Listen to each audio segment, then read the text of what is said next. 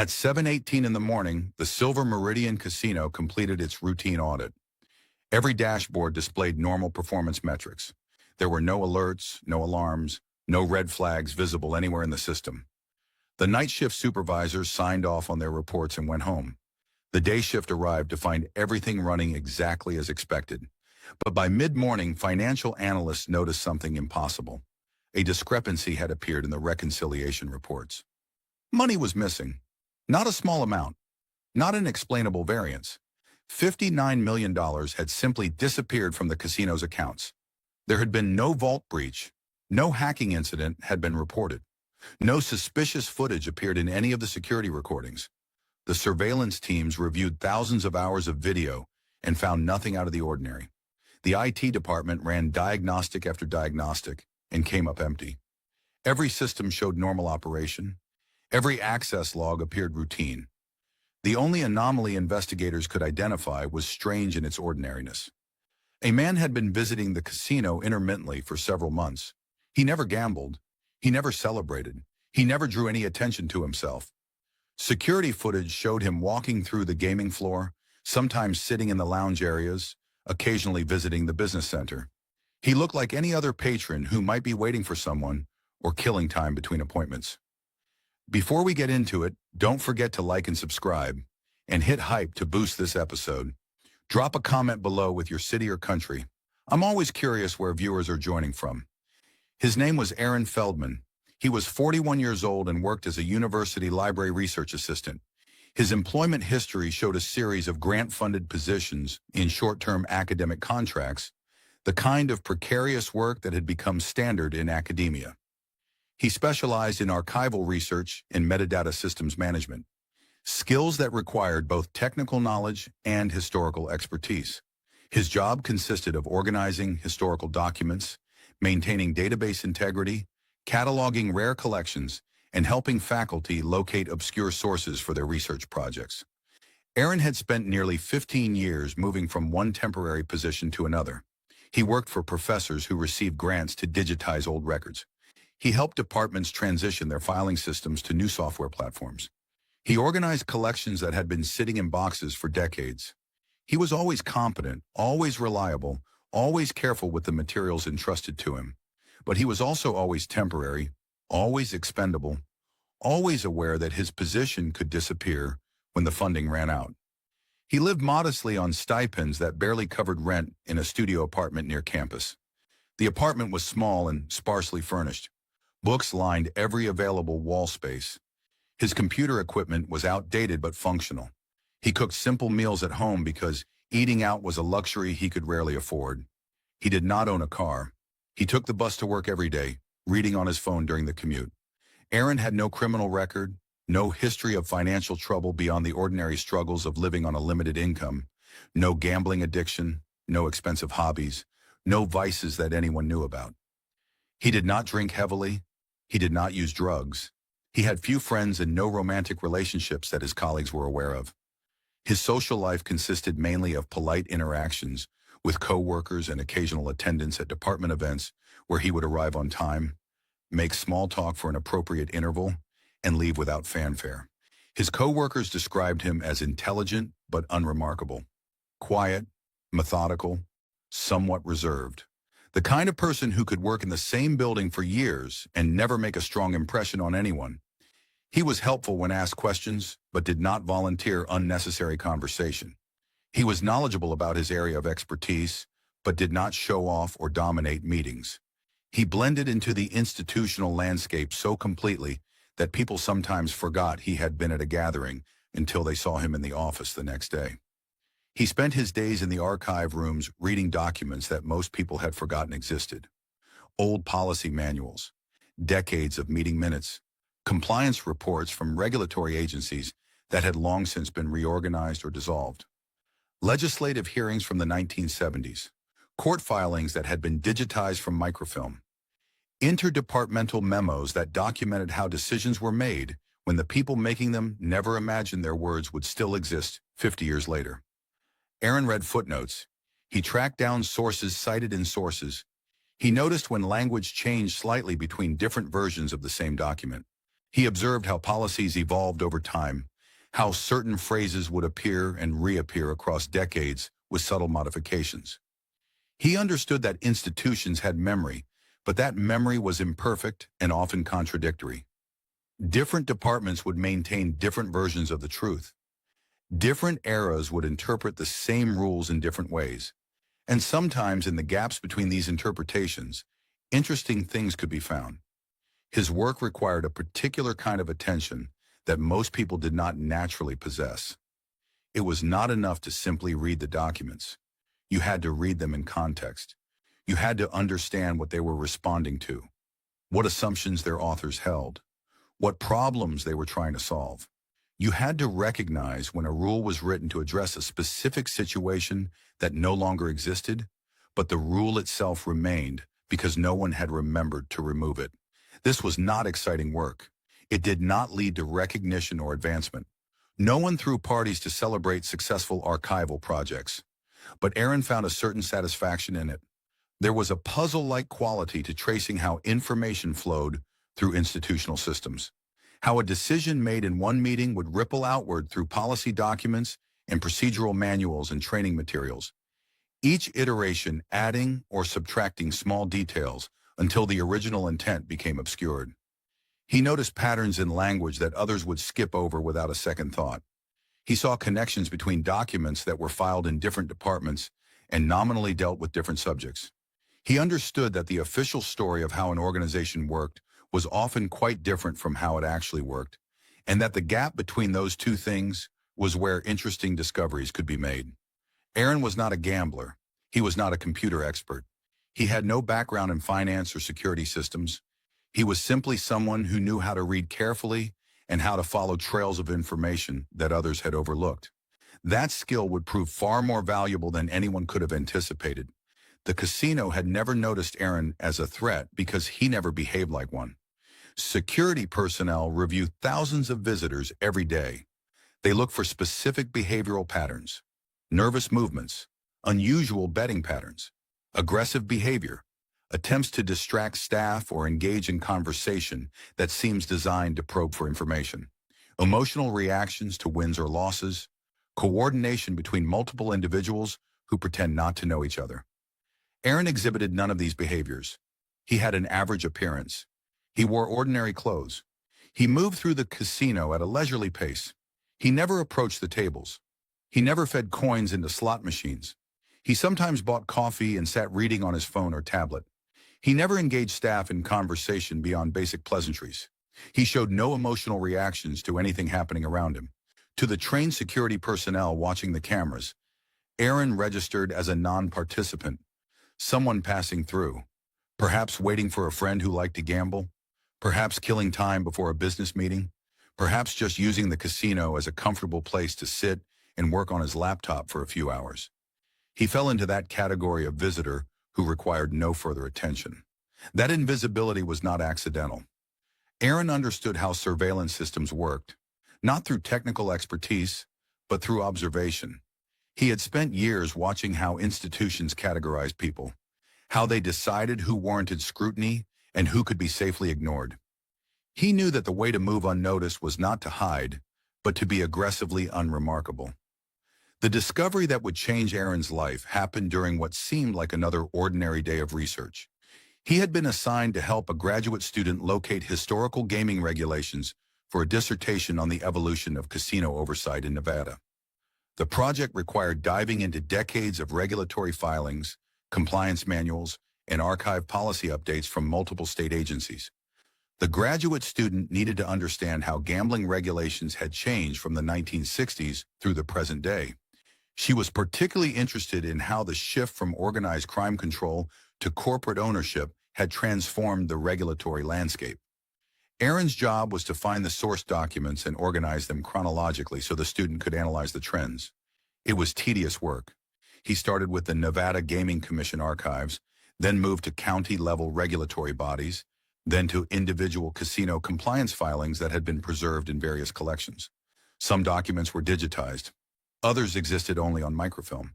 Still others were physically stored in boxes in the basement of government buildings, requiring Aaron to submit formal requests and wait days for them to be retrieved. Aaron worked through the documents methodically. He created a detailed timeline spreadsheet. He noted when policies changed and how language evolved over the years. He tracked which clauses appeared consistently and which ones were modified or removed as new regulations took effect. He identified key inflection points where major revisions occurred, usually in response to scandals or federal investigations or changes in political leadership. He spent weeks on this project.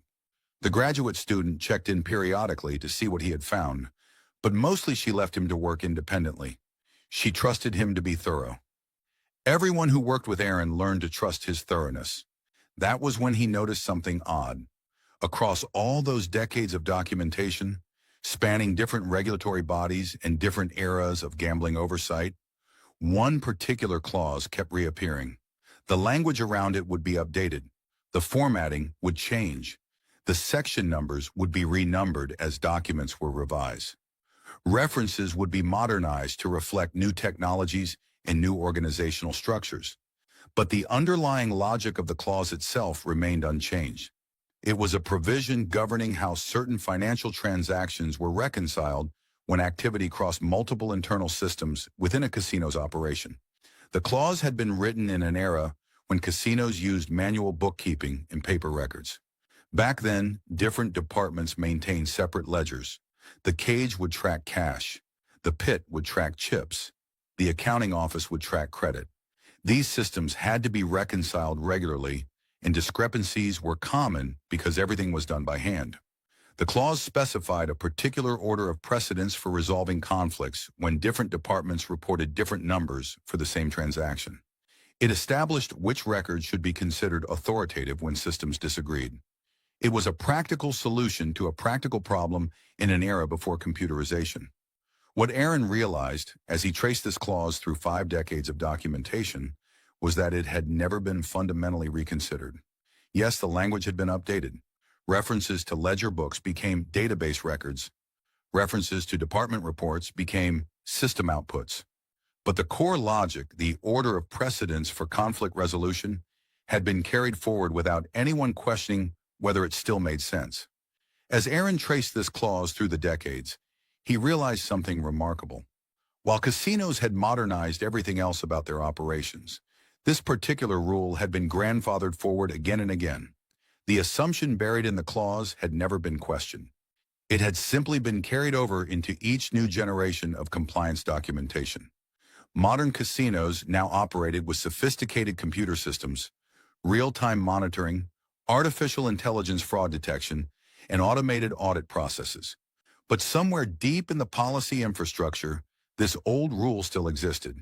And because it existed in the official compliance documentation, the modern systems were programmed to respect it. Aaron sat in the quiet archive room and considered what he had found. This was not a security vulnerability in the traditional sense. It was not a bug in the software. It was not a gap in physical security. It was a conceptual blind spot, a place where old rules governed new systems and no one had noticed because the rule had always been there. He could have reported this finding. He could have written it up as an interesting historical footnote about how legacy policies persist in modern regulatory frameworks. He could have mentioned it to the graduate student or published a paper about it in some obscure academic journal that 3 people would read. Instead, Aaron began to think about what the loophole might mean in practical terms. Over the following weeks, he continued his research, but now he was reading with a different purpose. He wanted to understand exactly how this old reconciliation rule functioned within the context of a modern casino's operations. He studied system architecture documentation. He reviewed case studies of casino auditing processes. He found technical manuals that explained how different software platforms communicated with each other and how conflicts were resolved when systems disagreed. The more he learned, the more he understood that the loophole was not hidden. It was documented. It was official. It was built into the very compliance framework that casinos used to prove they were operating legally. The rule existed in policy manuals that were reviewed by regulators and auditors. It was taught to compliance officers. It was programmed into the automated systems that monitored transactions. But no one looked at it and understood what it actually permitted, because it was phrased in technical language, Because it was buried in hundreds of pages of regulatory documentation, because it was surrounded by legitimate rules that functioned exactly as intended, because everyone trusted that if something was in the official policy manual, it must be there for a good reason. Aaron realized he could exploit this loophole without breaking any written rules. Everything he did would follow documented procedures. He would not need to hack systems or forge documents or bribe employees. He would simply need to trigger the conditions under which the old reconciliation rule took precedence, and then the automated systems would do exactly what they were programmed to do. The plan took months to develop. Aaron was not the kind of person who acted impulsively. He had spent his entire professional life being methodical and careful. He approached this project the same way he approached archival research, with patience, with attention to detail, with the understanding that rushing led to mistakes and mistakes led to failure. He needed to understand precisely how the rule behaved under real conditions. So he began visiting casinos, not to gamble, but to observe. He wanted to see how transactions flowed through the system in practice, rather than just in theory. He wanted to see how employees interacted with the software, how automated processes handed off information from one system to another, how audits were conducted, when human oversight was engaged and when the systems were trusted to operate autonomously. He started with smaller casinos, places where he could observe without being particularly noticeable. He would arrive during different shifts. He would watch the cage operations. He would sit near the accounting offices and observe employees working at their computers. He would listen to conversations between pit bosses and dealers. He would note how long it took for transactions to be processed and approved. He visited multiple casinos across different cities. He varied his timing and his approach. He watched during busy periods when the casino was crowded and staff were overwhelmed. He watched during quiet periods when there were few customers and employees had time to be thorough. He noted how staffing levels changed throughout the day and week. He observed which processes attracted scrutiny and which ones operated without human review. Aaron also studied the specific casino he had identified as his target. The Silver Meridian was large enough to have significant financial flows and sophisticated systems, but not so large that every transaction received intense scrutiny. It was successful but not exceptional. It attracted a steady flow of customers, but was not a destination resort that drew international attention. It had good security but not paranoid security. It was professionally managed but not innovative. It was in many ways representative of the industry standard. Most importantly, the Silver Meridian's compliance documentation, which was publicly available through regulatory filings, showed that it used the standard regulatory framework, the framework that included the old reconciliation rule. Aaron had confirmed this by reviewing their audit reports and policy submissions to the Gaming Commission. He spent several months just observing the Silver Meridian before he ever attempted to test his theory. He learned the layout.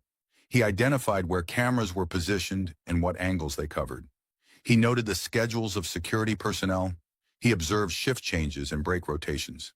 He identified periods when monitoring was most active and periods when it was more relaxed. He did all of this while appearing to be nothing more than a visitor who was waiting for someone or taking a break or enjoying the amenities.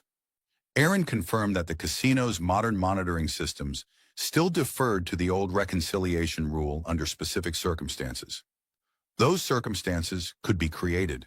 They would not appear suspicious because they occurred naturally in the normal course of casino operations. They would simply need to occur more frequently than usual, and in a pattern that was too subtle to trigger alerts while still being substantial enough to redirect significant funds. He spent additional months refining his approach. He identified exactly which types of transactions would invoke the rule. He determined how to ensure that each individual action appeared compliant when examined in isolation, while contributing to a larger pattern that would be invisible to automated monitoring. He calculated the maximum rate at which he could operate without creating statistical anomalies that would draw human review. He identified fallback strategies in case certain approaches proved more risky than anticipated. The key insight was that he did not need to hide what he was doing. He needed to make it look normal. Every transaction needed to follow proper procedure. Every approval needed to come from an authorized system. Every audit check needed to find documentation that supported the activity. The transactions needed to blend into the background of normal casino operations so completely that even if someone looked directly at them, they would see nothing concerning. The old reconciliation rule was his authorization. When invoked correctly, it acted like a quiet override, not an error, not a malfunction, a legitimate policy provision that allowed certain discrepancies to be resolved in a particular way. Aaron understood that the casino's security systems were designed to detect deviations from normal operation, so he would not deviate.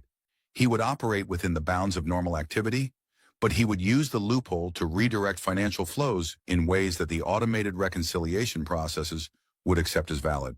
The execution phase began almost imperceptibly. Aaron continued his life exactly as before. He went to work at the library. He completed his research projects. He attended department meetings. He processed his routine paperwork. Nothing about his behavior changed in any visible way. But he also made regular visits to the Silver Meridian Casino, never on a predictable schedule, never staying long enough to be memorable. He moved through the facility like someone waiting for a colleague or taking a break from work. Security cameras recorded him, but there was nothing noteworthy to flag in the footage. What the cameras did not record was what Aaron was actually doing, using his own devices, working through layers of access that appeared legitimate because they followed the documented procedures that the old reconciliation rule permitted. He was systematically redirecting financial flows within the casino systems. Each transaction passed internal approval because it was structured according to policy. The automated systems checked the transactions against compliance rules and found them acceptable. When audits ran, they reconciled automatically because the old rule specified how conflicts should be resolved. Any discrepancies were attributed to timing variances between different subsystems reporting the same activity. No single transaction was large enough to trigger alerts. No pattern was obvious enough to draw attention. The activity blended into the background noise of a large casino's normal operations. Thousands of legitimate transactions happened every hour. Aaron's activity was designed to look like part of that flow. The casino's monitoring systems did what they were programmed to do. They watched for known attack patterns. They looked for suspicious access. They tracked unusual betting behavior. They monitored employee actions for signs of theft or collusion. They flagged anomalies that deviated from expected parameters. But they did not flag activity that followed official policy. Because why would they? The entire point of having compliance rules was to define what legitimate activity looked like. The systems trusted that if something adhered to those rules, it must be acceptable. Over a period of many months, $59 million moved through the loophole Aaron had identified. The money did not disappear all at once. It flowed gradually, steadily, in amounts and patterns that remained below the thresholds that would trigger deeper investigation. The casino's management believed everything was operating normally. The financial reports showed expected performance. The audit systems reported no significant problems. The security teams found no concerning patterns in their reviews. The IT department received no alerts about unusual system behavior. By the time senior financial analysts began comparing long-range performance reports and noticed that the total revenue did not match what should have been generated based on gaming activity and other income sources, the money was already unrecoverable. It had been distributed through a series of legitimate-looking transactions that had all followed proper procedure according to the old reconciliation rule. There was no single moment of theft. No dramatic failure of security, just a gradual absence.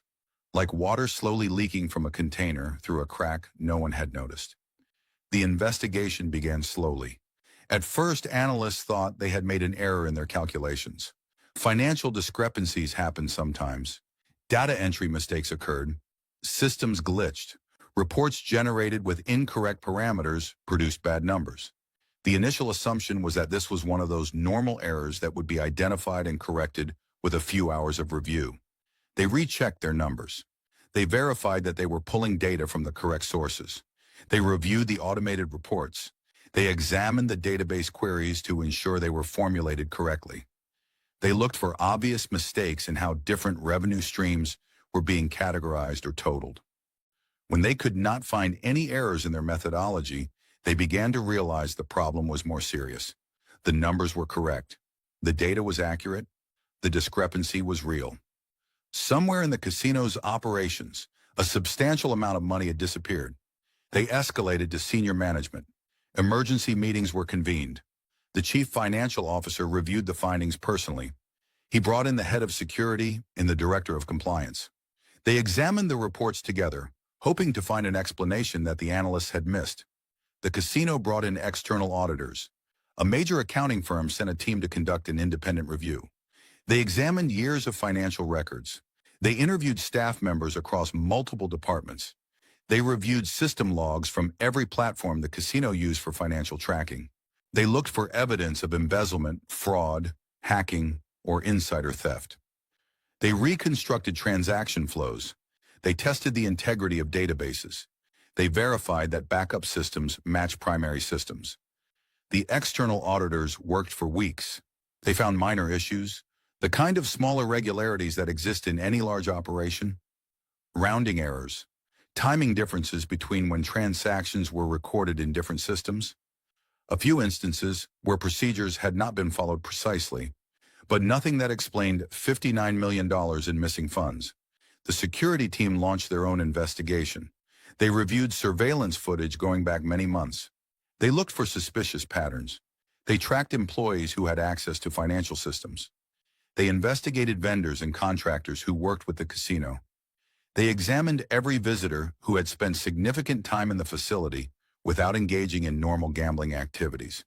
They created profiles of potential suspects.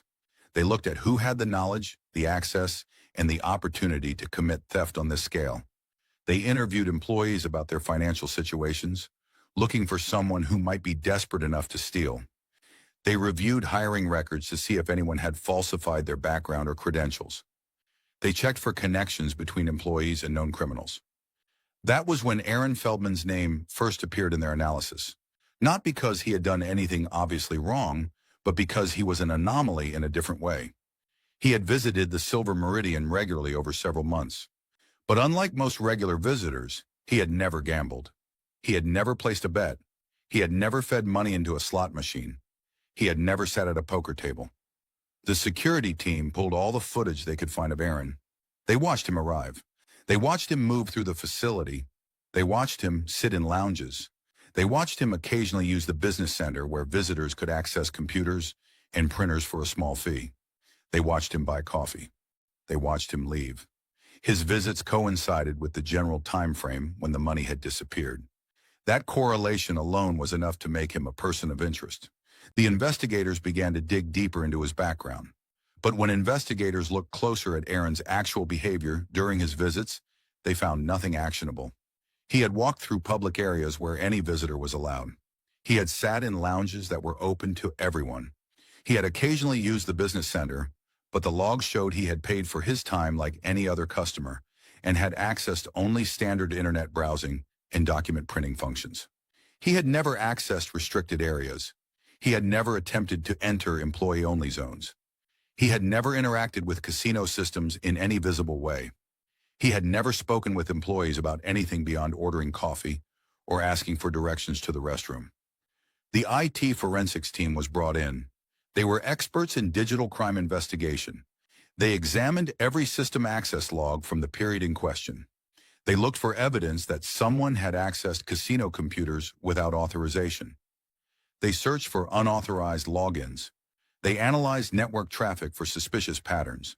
They checked for signs of hacking or intrusion or malware. They found nothing. No unauthorized access. No suspicious network traffic originating from locations Aaron had occupied during his visits. No evidence that anyone had penetrated the casino's firewalls or compromised their systems. Every login was accounted for. Every access came from authorized users with legitimate credentials. The financial forensics team traced every transaction that had contributed to the missing funds. What they discovered was both frustrating and remarkable. Every single transaction had followed proper procedure. Every approval had come from an authorized system component. Every audit check had found supporting documentation. The transactions had been processed according to an obscure reconciliation rule that existed in the casino's official compliance framework. A rule that no one had questioned because it had always been there. A rule that was documented, legal, and built into the automated systems. The investigators realized they were not dealing with a traditional theft. They were dealing with someone who had understood the casino's own rules better than the casino did. Someone who had recognized that the rules contained a permission that no one else had noticed. By this time, Aaron Feldman had already left. He had completed his final research contract at the university several weeks earlier. He had returned his library access badge. He had closed his campus email account. He had moved out of his apartment. He had left no forwarding address. His departure had not been sudden or suspicious. He had given proper notice. He had finished his outstanding projects. He had said polite goodbyes to the few colleagues who knew him well enough to say goodbye to. He had simply moved on, the way temporary academic workers often did when funding ran out or when they found opportunities elsewhere. Aaron did not make any obvious mistakes. He did not suddenly start spending money in ways that would attract attention. He did not buy expensive cars or houses. He did not post about his newfound wealth on social media. He did not tell anyone what he had done. He simply stopped appearing in systems. He stopped having a documented presence in the databases and records that institutions use to track people. He became invisible in the same way the loophole had always been invisible. Not hidden, just unnoticed. The casino reported the theft to law enforcement. Given the amount of money involved and the sophisticated nature of the crime, federal investigators became involved almost immediately. The FBI opened a case file. They coordinated with state gaming regulators and local police. They brought in specialists in financial crimes and computer fraud. The federal investigation was comprehensive and aggressive. They tracked down everything they could learn about Aaron Feldman. They obtained warrants for his financial records going back years. They interviewed everyone who had known him. They spoke with former employers, colleagues, professors from his university days, landlords, neighbors, people who had briefly dated him years ago. They examined his financial history in microscopic detail, his bank statements, his credit card transactions, his tax returns, his student loan records, his credit report. Every financial trace of his adult life was scrutinized for anomalies or signs of hidden wealth or suspicious activity. They reviewed his education records. They confirmed that he had actually attended the universities he claimed on his resume. They verified his degrees. They read his undergraduate thesis and his graduate coursework papers. They checked his library records to see what books he had borrowed. They interviewed his academic advisors. They examined his employment history thoroughly. They confirmed every position he had held. They reviewed his performance evaluations. They interviewed supervisors who described him as competent, reliable, detail-oriented, and somewhat reserved. No one had a bad word to say about his work quality. No one remembered him ever violating trust or breaking rules. They investigated his social connections. They analyzed his phone records. They reviewed his email accounts, though most of his university email had been deleted when his access was terminated after leaving his position. They checked social media, but Aaron maintained almost no online presence beyond a minimal LinkedIn profile and an inactive Facebook account he apparently had not updated in years. What they found was a man who had lived carefully within his means for his entire adult life, who had no history of illegal activity beyond a speeding ticket from 7 years ago, who had worked in positions of trust without incident, who had been described as competent, reliable, and unremarkable by everyone who knew him, who showed no signs of living beyond the modest lifestyle his income would support. The challenge for prosecutors was fundamental and frustrating. They could prove that money was missing. The forensic accountants had documented exactly how much and approximately when it had disappeared. They could prove that Aaron had been present at the casino during the relevant time period. Security footage confirmed his repeated visits. They could prove that he had left the area shortly after the discrepancy was discovered. His departure was documented through lease termination records and final payroll information, but they could not prove he had broken any laws. This was the problem that confounded the legal team. The transactions had followed official policy. The casino's own compliance framework, which was registered with state regulators and used as the basis for demonstrating legal operation, contained the rule that had permitted these transactions. He had not accessed systems without authorization because, according to the loophole he had discovered, the systems gave him authorization when the conditions of the old reconciliation rule were met. He had not forged documents. He had not stolen passwords. He had not bribed employees. He had not physically taken anything from the casino premises. He had not hacked computers or planted malware or exploited security vulnerabilities in the traditional sense. He had simply recognized a gap between what the rules said and what people thought the rules said, and he had acted in accordance with the literal written policy. The legal analysis continued for months. Teams of prosecutors debated the case. They consulted with experts in gaming law, computer crime, and white-collar fraud. They researched precedents. They looked for similar cases that might provide guidance on how to characterize what Aaron had done. They debated whether it constituted theft. But theft requires taking something without permission, and the casino's automated systems had processed the transactions according to documented policy. Could you steal something that was given to you by a system following its program rules? They debated whether it constituted fraud. But fraud requires deception, misrepresentation, or concealment. Aaron had not lied about who he was. He had not forged credentials. He had not concealed his presence at the casino. He had simply used rules that were publicly documented. They debated whether it constituted computer intrusion or hacking, but he had not broken into systems. He had not bypassed security measures. He had not exploited software vulnerabilities in the technical sense. He had exploited a conceptual vulnerability in how the rules were written. Some argued it could be prosecuted under conspiracy or racketeering statutes.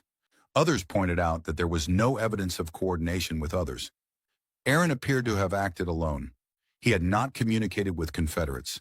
He had not distributed the money to co-conspirators. As far as investigators could determine, he had planned and executed everything himself. Defense attorneys, in hypothetical discussions with prosecutors, would certainly argue that Aaron had followed written procedures, that if the casino's own systems approved the transactions, then the casino had authorized them, that regulatory agencies had reviewed and approved the compliance framework that contained the problematic rule, that you cannot hold someone criminally liable for reading the rules more carefully than the people who wrote them. The prosecutors knew these arguments would be powerful. Juries were unpredictable. Judges might rule that the statutes did not clearly cover this type of conduct. Appeals courts might overturn any conviction on the grounds that the defendant had not violated any clearly established law. The case could become a precedent-setting disaster that would make similar prosecutions even harder in the future. The casino faced its own problems. They had to explain to regulators and insurance companies how $59 million had been taken without anyone noticing. They had to answer questions about why their compliance framework included a rule that permitted this outcome. They had to address why their monitoring systems had failed to detect the activity. The answer was uncomfortable. Their systems had not failed. They had worked exactly as designed. The problem was that the design included an assumption that had been made decades earlier, in a different technological environment, and no one had ever questioned whether that assumption still made sense. The old reconciliation rule was finally removed from the compliance framework. Every major casino updated their policies. Regulatory agencies issued new guidance about reviewing legacy provisions in documentation. Entire consulting practices emerged to help organizations identify similar conceptual vulnerabilities in their systems. But for Aaron Feldman, these changes came too late to matter. He had found the loophole while it still existed. He had exploited it carefully and thoroughly, and then he had closed the book on that chapter of his life and moved on. No one knows where Aaron went. Some investigators believed he left the country. Others thought he had simply moved to another city and resumed living quietly under a different name. Some speculated that he had prepared a new identity years in advance, building documentation and establishing a history that would allow him to disappear completely. What seems clear is that Aaron understood not just how to exploit the loophole, but how to walk away afterward.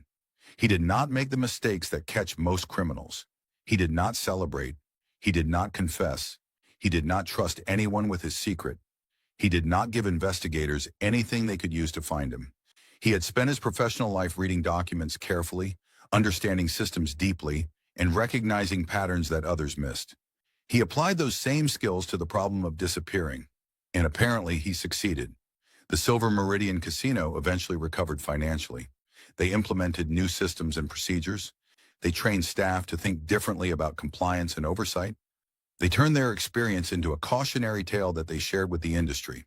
But they never recovered the $59 million, and they never found Aaron Feldman. The case remains officially open. Law enforcement agencies maintain active files on Aaron. His photograph appears in databases. His name triggers alerts if it appears in certain contexts. Investigators continue to look for patterns in financial transactions that might indicate where he is or what he is doing with the money he took. But so far, there has been nothing. No credible sightings, no unexplained spending, no mistakes that would reveal his location. Aaron Feldman had been invisible before he took the money. He remains invisible afterward. The only difference is that now he is invisible by choice, somewhere beyond the reach of the systems that once documented his unremarkable life. He had read the rules carefully enough to find a loophole that everyone else had missed. And then he had followed those rules precisely enough to take $59 million without anyone noticing until it was far too late to stop him. The casino had not been attacked by force or deception. It had been read carefully. And in being read carefully, it had been emptied by someone who understood that sometimes the most valuable vulnerabilities are not the ones hidden in shadows, but the ones written in plain sight, buried in documents that everyone trusts but no one actually reads.